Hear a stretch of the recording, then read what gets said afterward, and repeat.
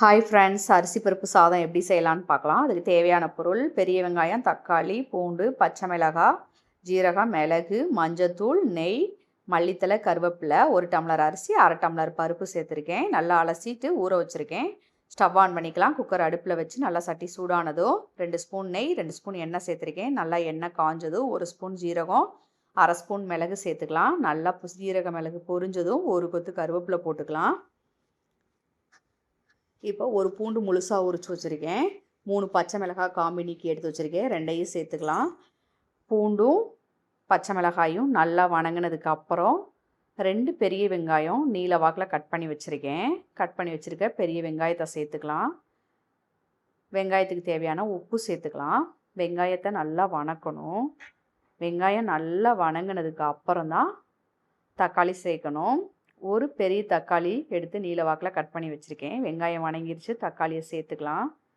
வெங்காயமும் தக்காளியும் நல்லா வணங்கினதுக்கப்புறம் 1/2 ஸ்பூன் மஞ்சத்தூள் போட்டுக்கிறேன். மல்லித்தழை ஒரு கைப்பிடி கட் பண்ணி வச்சுருக்கேன். தண்ணியில் வாஷ் பண்ணிவிட்டு சேர்த்துக்கலாம்.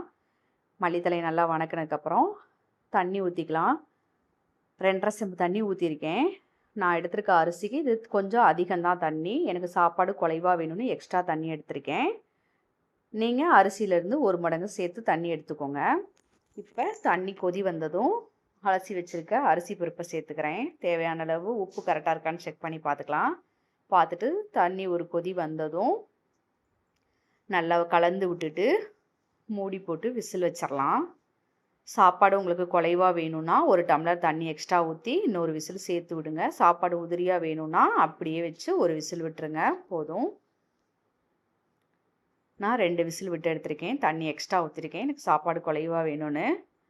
இப்போ மூடி ஓப்பன் பண்ணிவிட்டு நம்ம போட்டிருக்க பச்சை மிளகாய் எடுத்துட்டு சாப்பாடை நல்லா கலந்து விட்டுக்கலாம். அவ்வளோதான், அரிசி பருப்பு சாதம் ரெடி.